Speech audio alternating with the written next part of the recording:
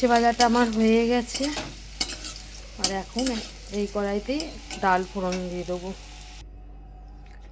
ডালে একটু সর্ষে আর শুকনো লঙ্কা ফোড়ন দিয়ে দেবো। শুকনো লঙ্কা তো নেই, কাঁচা লঙ্কাই দিয়ে দিচ্ছি, একটু লাল ছিল। আর এইটুকু শুকনো লঙ্কা।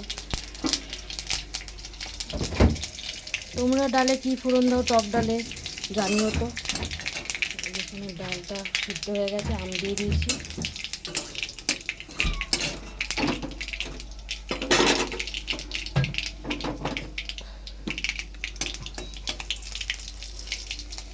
শুকনো লঙ্কাটা ফোড়ন দিলে বেশি ভালো হয়, কিন্তু নেই, শেষ হয়ে গেছে।